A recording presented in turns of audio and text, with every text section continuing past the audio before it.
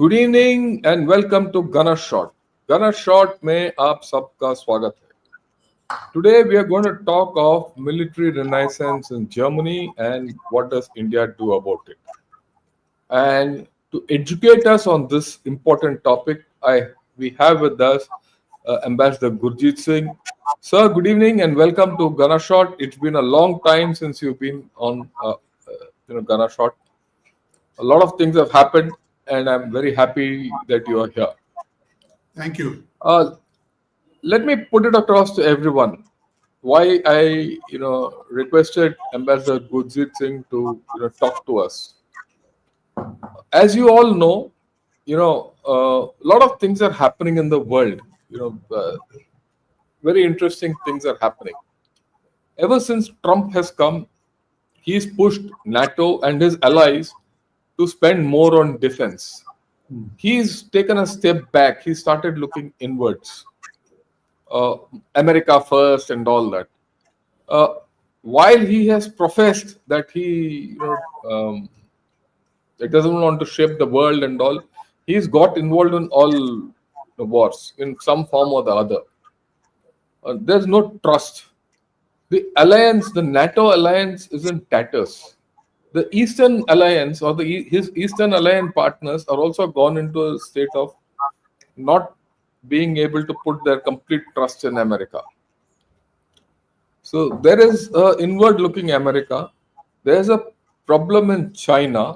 The Russia-Ukraine war is going on with no end. Now we've got another war on our doorstep, Iran-Iraq, which threatens nuclear, issues coming out. Then China is also, involved in the Philippines and Taiwan and Japan. India and Pakistan, two nuclear countries, have gone into a spat, and it is not finished.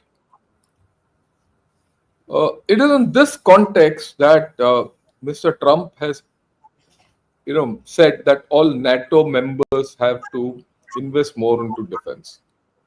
There's a new government in Germany. Germany feels that it is threatened by Russia, and it has to arm itself. So there is a remilitarization. I wouldn't say remilitarization, definitely rearmament of Germany on the cards. Will it lead to remilitarization is a question. There is also a similar trend line going in Japan. Right. When all this is happening, what I'd like to put across is it's going back in time. And I'll show you.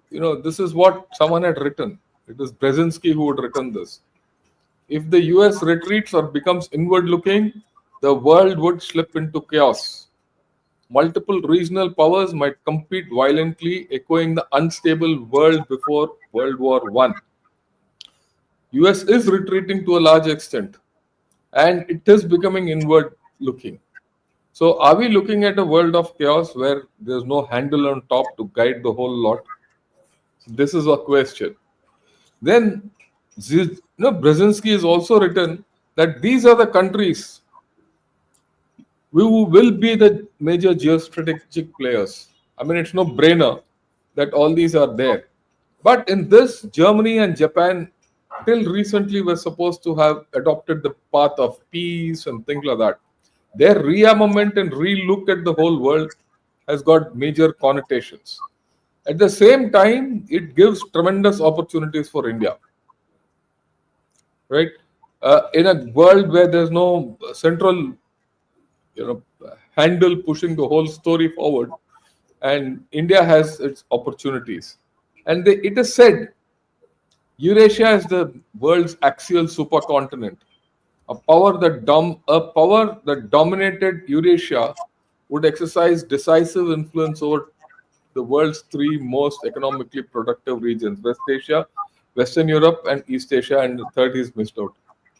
But the fact is, if Germany remilitarizes and there's a reawakening of its own self-identity, which existed before World War II, then you're looking at the Eurasian game changing, and that has different connotations altogether. Right? This is the preamble which I wanted to put across to everyone. This is a setting in which I see German resurgence or military renaissance coming up.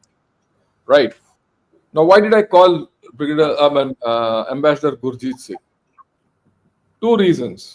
One, he's written two excellent articles, one in Eurasian Times and one in Indian Express about Germany, its renaissance, and all that. The second, he's been our ambassador to Germany. He knows Germany more than many. And this is not the first time we are interacting on West Germany or Germany. This is the second time we've spoken earlier, and that was during their elections, right? And he gave us very clearly how things will happen. And at that time, he said it is only in around June, July, things will start panning out. And it is June, and things are panning out. In the process, from the election time to now, a lot of things have changed. And we need to keep our pulse on this important development which is happening in Germany. Will it happen in the next 2, 3 years? No. But will it happen in the next 5 years? The things will be felt. Germany, as it rearms itself, will exert its influence. And this is what we have to look out for and latch on to it, if I may say, for many reasons. Right. I think I've spent a lot of time.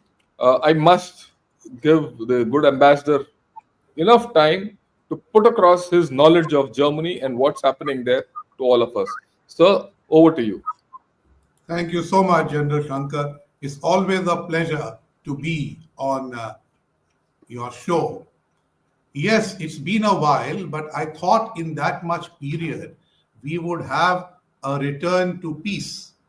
But in fact, we are going into more wars than ever before in this century. So it is not, when wars come, diplomats feel unhappy because diplomacy dies. So I think there is some element of sadness within me.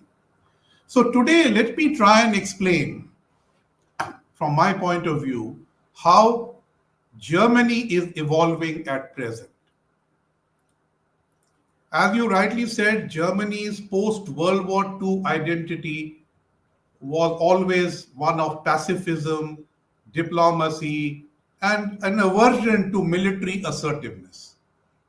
We have to realize that German defense forces are together smaller than the BSF. And that gives you a perspective.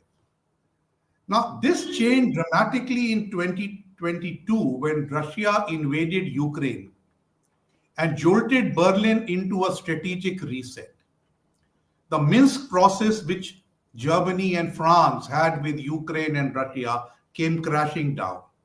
And NATO became the leader of the anti-Russian assault rather than the European Union. Now, within NATO, Germany counts for less. In the EU, it counts for more. Chancellor Scholz, who was leading Germany at that time, called it the Zeitenwende, a turning point, and announcing that Germany would commit 2% of its GDP to defense spending and create a 100 billion euro special fund to modernize the Bundeswehr, the German armed forces. That marked a historic departure from decades of military restraint.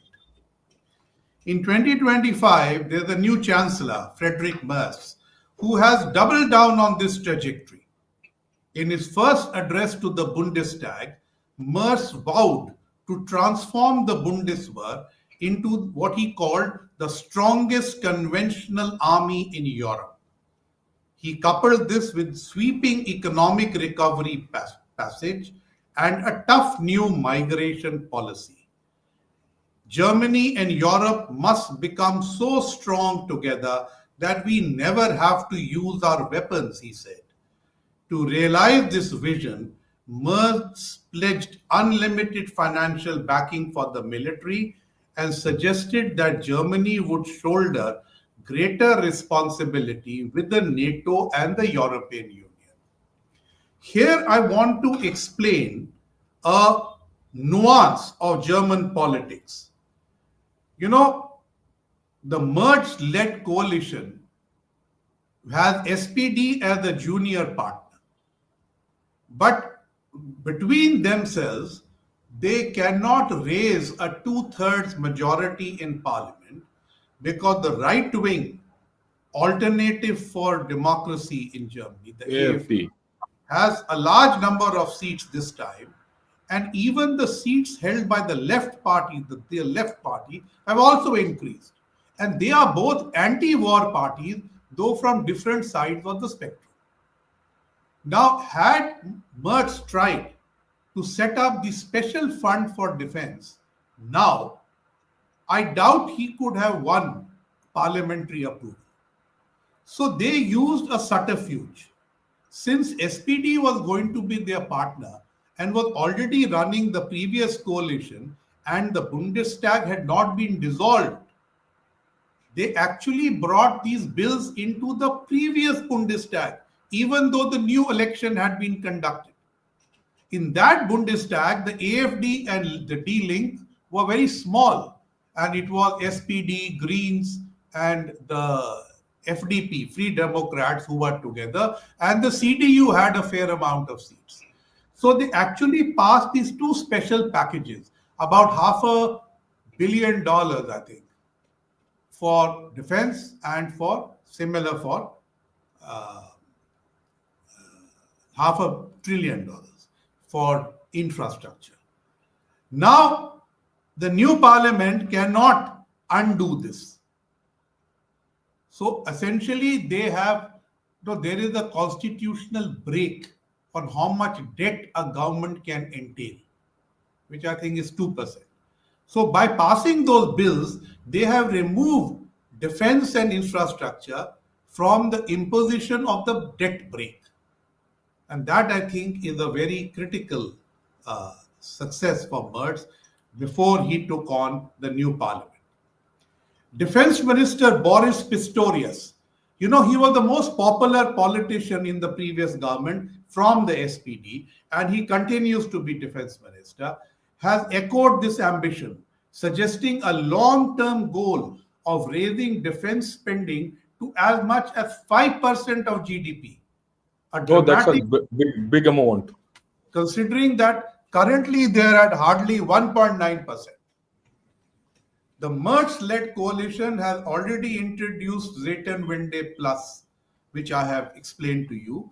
Then, therefore, defense spending beyond 1% of GDP would be exempt from the constitutionally enshrined debt break. The legal framework is in place. The ambition is clear. But will German public support hold? That is an important question. Initially, it seemed so. In 2022, the emotional shock of war in Europe led to broad support for increased military expenditure. Nearly 70% of Germans backed the move of Zeitenwende, which was quite remarkable in a country so wary of militarism.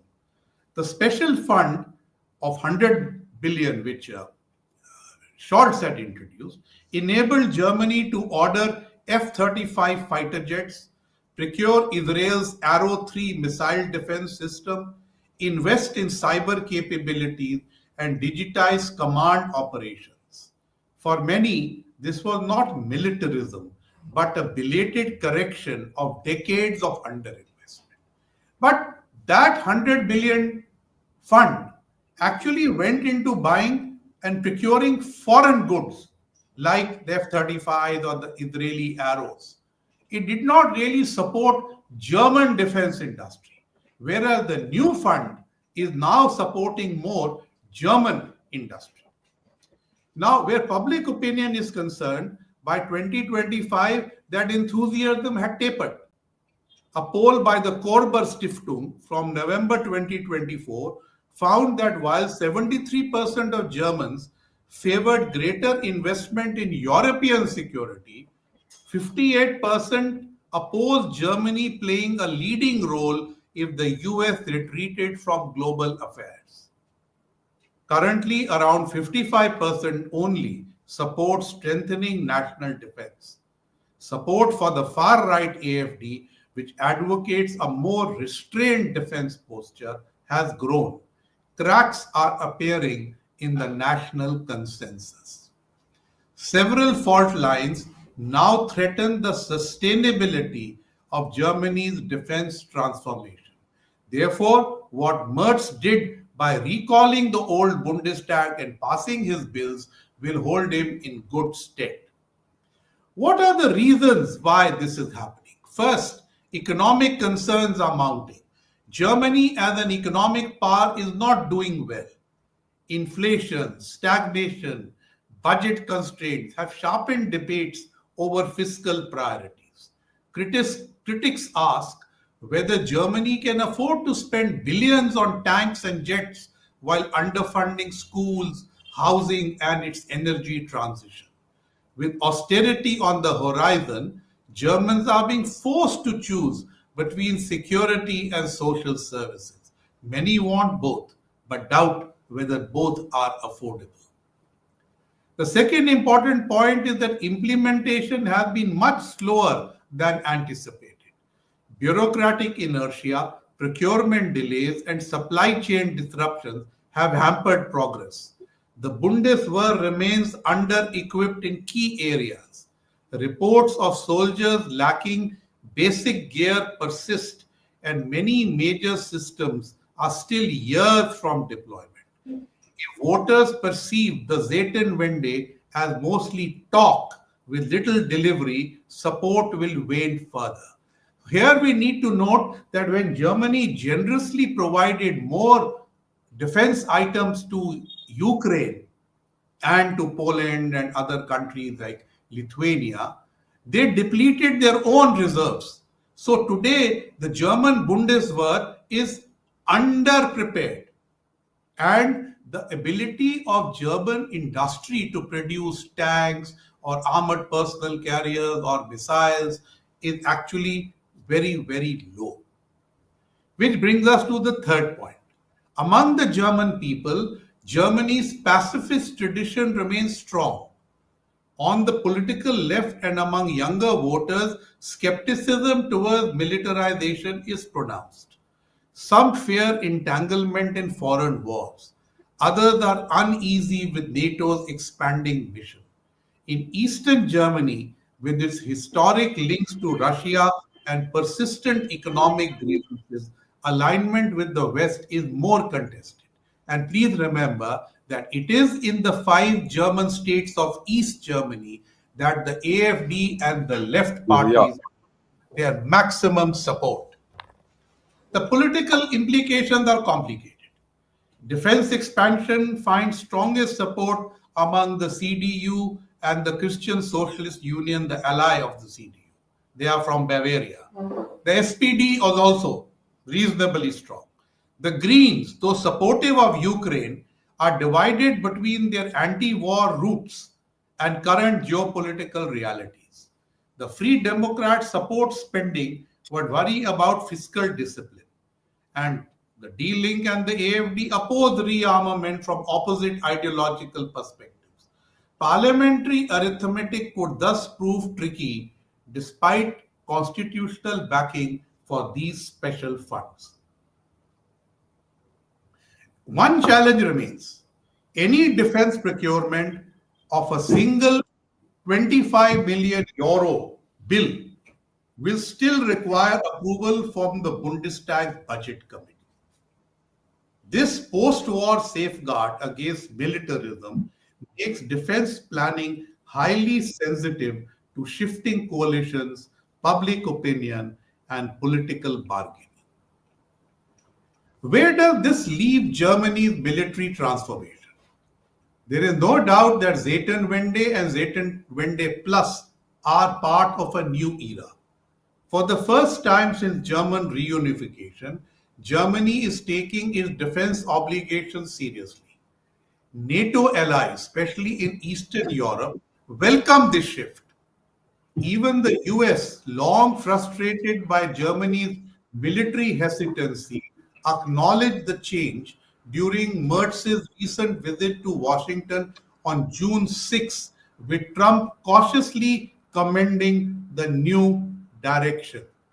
However, we must remember that Merz is credited with having passed the Trump test when he went to Washington. He did not get a firing. He did not get rapped on the knuckles. He got praise for his defense spending, even though the US and Germany don't have the identical geopolitical, but they found common ground on military spending. In a characteristically provocative aside, Trump mused aloud whether Germany's increased defense investment were perhaps too successful. I think that's a good thing, at least to a certain point, he said. There will be a point when I will say, please don't arm anymore. What was once a point of contention is now a point of pride. For the first time since reunification, Germany's defense policy is being watched not for its hesitation but for its ambition. Now, the transformation requires more than budgets and weapons. It needs a cultural shift. Germany must forge a new strategic consensus that military readiness is a safeguard for peace, not a threat to it. This demands political leadership, public dialogue, and tangible improvements in the Bundeswehr's capabilities. Critics who argue that defense spending diverts resources from social needs often ignore a fundamental truth. Without security, prosperity cannot be sustained. Germany's export driven economy depends on a stable global order, one now threatened by Russian aggression, cyber warfare, terrorism, and authoritarianism. The days of complacency are over, and Germany, though a supporter of Israel, finds itself challenged by Israel's geopolitical actions. At the same time, defense advocates tread carefully. German strategic culture remains cautious. Any sense that the Bundeswehr is being rebuilt for adventurism or that civil liberties are being eroded in the name of security could provoke backlash. Transparency, restraint, and adherence to democratic norms are very essential in Germany. Germany's real test lies not just in spending more, but in spending wisely. That means delivering visible outcomes, enhanced operational readiness, better troop morale, and credible deterrence. It also means preserving democratic values while projecting stability. The Zeitenwende Plus is not a singular moment, but a sustained commitment. Germany must internalize that its global role has changed, not just because of Ukraine, but because the geopolitical environment demands it. A well equipped, principled Germany can be a pillar of European security, but only if its leaders bring the public with them, not only in moments of crisis, but through steady, transparent governance. In the end, Germany's awakening will not be measured by euros spent, but by what it defends and how. Now, before concluding, I want to say that in the past, when before Brexit, Germany was the lead economic power, and France and Britain were the lead strategic powers.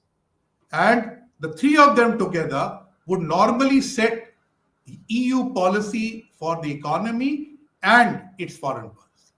But with Britain having left, it is the Franco German alliance which now must look at what is happening. But one consequence of the Trump impact is that Britain has come back closer to the EU in defense matters. So there is greater coordination between Prime Minister Stammer, President Macron, and Chancellor Merz. And in this, we must bring in Poland, because Merz has said he will work closely with the Weimar Triangle, which is France, Germany, and Poland. And on the first day in office, he went to Poland and to France. So I think these four countries for European security will play an important role, and they will provide the bulwark in case the US becomes too isolated, in which case the Europeans will have to shoulder their own responsibility. Thank you. Oh, thanks a lot, sir. I thought that was very nice that you played out everything and painted the whole picture as Germany is transforming and going through its Zeitenwende. The question is, I mean, there's a poster also I'll put across to you. It is well recognized today. Germany is pacifist in nature. People probably don't want to, militarize. They don't want to go back to their, times of the Second World War. Understandable. But don't you think once a system rearms itself and starts facing the new geopolitical realities, and if from a Eurocentric view only, you look at America, which is stepping back, because the trend once it starts is difficult to reverse. With Russia and its outlook the way it is, and to the south of Europe, Asia, and the Middle East being in turmoil, uh, it'll Germany doesn't have a choice but to change. Why? Last time when we spoke, or maybe a year back, the German outlook was far different. They were not even prepared to spend money on their defenses. Today, we are talking of something different. And if this progression takes place, where do you think Germany will head? And I feel that, I mean, this is my view. It might not be felt today, but another 4 5 years later, if things continue the way it is, and if and Trump continues the way what he's doing, Germany has no choice but to militarize. I want your views on that. I agree with you. Germany presently has no choice to other than to militarize. But it is not only for geostrategic reasons. For So its own reasons. Germany needs its economy to pick up. It can't just depend on the Chinese market or exports from China. So one way is to build its own military industrial complex. And in the article that you mentioned, in the other article, I have mentioned some of the defense, electronic and space and digital companies which are being acquired, strengthened, and even companies like Rheinmetall, which produces tanks and things, they are being given new orders, and they are trying to come up. So the German version of the military industrial complex is required to support Zeitenwende Plus. As I mentioned, it was not supporting Zeitenwende, the first 100 billion. But the next 500 billion is going to go into building a German military industrial complex, which will supply not only Germany, but perhaps along with France, Britain, and other suppliers in Europe, create a European alternative and a more standardized European defense force, including the European members of NATO. That is possible. Already you see that the Soviet era equipment of Eastern Europe was all given to Ukraine, and that is to be replaced by German French equipment, which will standardize these armies more. The second thing was Merz could not pass only a new bill for Zeitenwende Plus. He had to have a similar commitment of $500 billion for building German infrastructure, which will also boost the economy and give German people something to look forward to in real terms. So I think he has played that pretty well. The German people look at that aspect, that the infrastructure Zeitenwende. When is that happening? When will the trains be better? When will the roads be better? When the power will be better and more dependable? And where will our social welfare, housing, schools, health systems, how will that get better?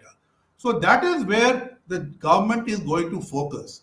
But at the same time, it's created the opening for a larger defense industrial complex, which will strengthen its strategic capacity, but also provide industrial capacity building at home. Yeah, I think you put it on well, and there's no doubt that Germany will have to put up its own defense industrial complex, and that itself will become a driver of its own economy, and assist Zetan one day. It is apart from the fact that their defense will become stronger. Now here, the way I look at it, Germany faces a problem, and that problem is of capacity. What capacity am I talking of? I'm talking of two capacities. One, it doesn't have any more capacity to make all those weapon systems it needs for itself. It has to depend on imports, but I don't think, knowing the German mind, they will go in for imports beyond the point. They will have to start doing things on their own. The second issue, which the problem with Germany faces, is demography.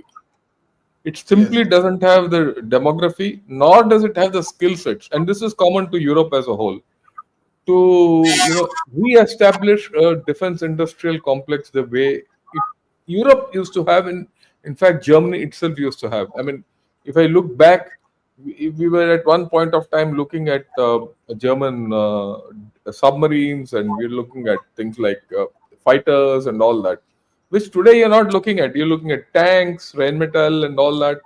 Today, no one looks at all these, and many of their capacities have, degraded. So, in this context, is there a scope for India and Germany to cooperate? And I'll put it in from an Indian perspective. What we see in India is that we can't rely on USA for technology. I mean, it's not going to come. At this point of time, our options for technology are limited to France, Russia, Israel, and to some extent maybe Japan. Not much. And we don't have many other, of course, your own technology. So in this context, a military renaissance in Germany, and what are requirement of technology, do you see a natural fit there? Do you see scope, and do you see that we are working towards it? Especially considering the fact that our external affairs minister recently visited Germany, and he had an interaction with their leadership.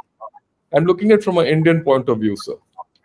I'd like your views on that, and your thoughts on that. That's Very important for us. a very valid question. But let me say, yes, there is complementarity, but I don't think the time has come. And why has the time not come? Is because German industry does not have a strategic view of the world. It is just working as an industry. It is not working like a military industrial complex. It is not following the German government strategic goals. In fact, German government has no strategic goals. So if you say that we want to buy German submarines, do you know that for the ThyssenKrupp bid for the API 75 project, Yeah. it's the first time the German government ever showed their hand and told us, please, can you consider this submarine? Never before in history had they even done that. And when I went to Germany, they said, please understand what a big step this is for us to tell you to please consider our submarine. Now, the same thing happens when after Galwan, we wanted Zorawar tank engines. I think we tried to get them MTV. from and their companies did not have a strategic view. Strategic view means they should have said, this is a country which is friendly to us, which is fighting China. Come what may, I'll give this engine. That attitude is not there in German industry yet because Zetan One Day Plus has not yet built a strategic outlook to the Indo-Pacific except to anti-Russia. So that is the German strategic problem, that they are only thinking of Russia and Eurasia. They are not looking at the Indo-Pacific as a strategic theater. Indo-Pacific outlook of Germany is still a trade expansion exercise. Until that starts matching, or let us say if India starts buying the German submarine, then suddenly German industry wakes up that there's a market here, then it will happen. But of the many new things that Germany is going to invest in, particularly in digital and electronics, which have all got defense use, I think there is much that India and Germany can do, uh, and certainly collaborate on drone technology, cyber technologies, and things like that. Germany has never been in the lead of the main strategic triad of space, nuclear, and weaponry with India, like France has been.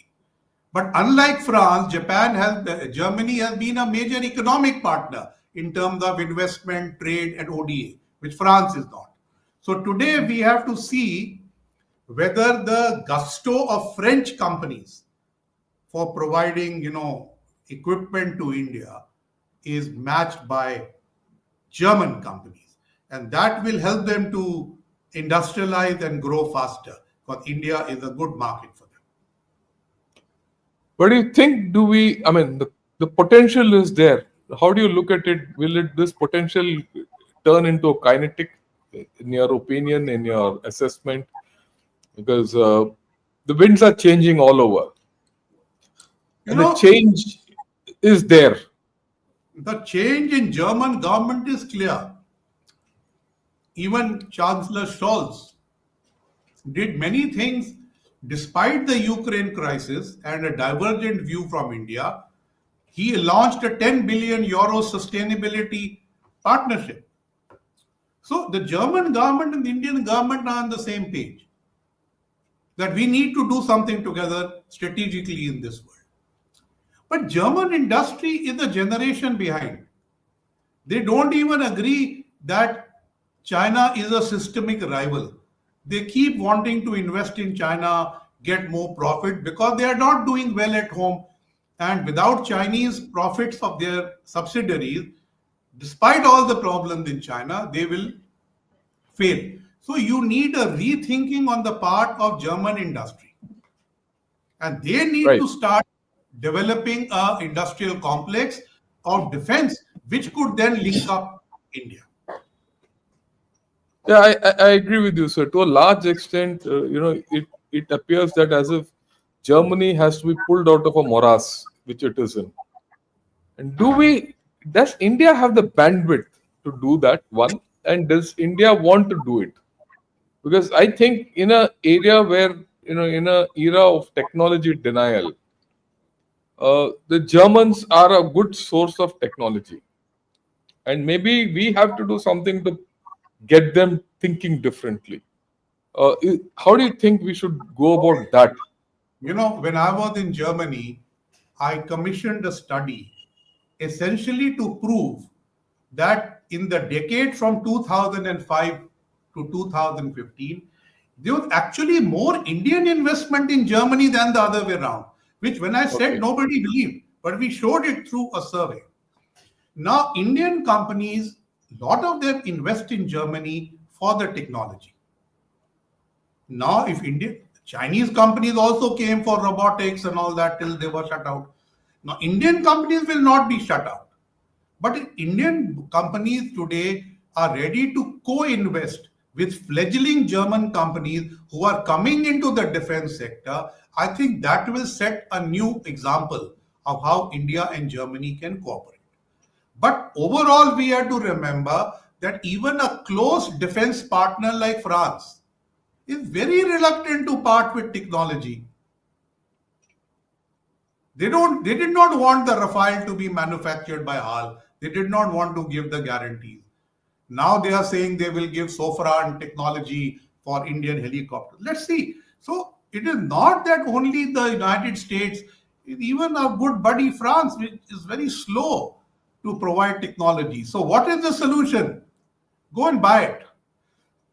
Encourage Indian industry to invest in Germany in those companies which are going to go into defense industry. And this is not big investment because most of German industry is actually the Mittelstand, which are small, medium-sized, family-owned companies which develop new technologies. We should join them. So we have a huge. It's almost like, I mean, the way I look at it, it's like a greenfield operation. If you invest Yes. today, you will reap tomorrow. And we have a very large student population in Germany now, over 50,000. All of them are trained in German technology mostly. We should Start using them by employing them in our new companies which we invest in, and create a germ. After all, they are going to all be Germans, you know. So use them as our base to build these bridges with India, not only for defense, even for For other everything manufacturing. else. No, for everything else. Economic bridge between economic and technology bridge between India and Germany. Do you see the government of India undertaking this step, or is there a consciousness in our own government that we need to do this? I think, I don't know how the government thinks, but I believe that we are watching how Zayton One Day Plus leads to defense industrialization. But what I am saying, what Indian industry should be encouraged to go and look for opportunities over there. Yeah, I agree with you. So it's not only defense, even like you said, you need to have a technology bridge and an economic bridge. Automatically things will start falling in place. And as our economy starts growing, we also have to go out. You can't just depend on an inward looking economy. You need to have an outward looking economy. And Europe is not, Europe is still a relatively blind spot for our industry. So the We all Germans, run. the Germans have not come to India in a big way to invest. But let's say this, we have new defense industrial corridors. Indian companies know how to operate them.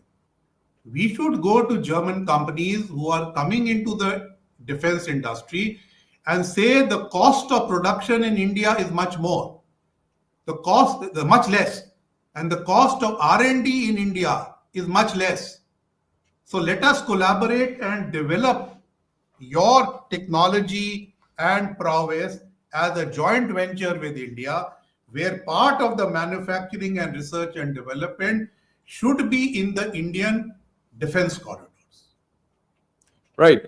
Thanks a lot, sir. I think we've had a meaningful discussion and a clear, concise discussion on what we should do with Germany.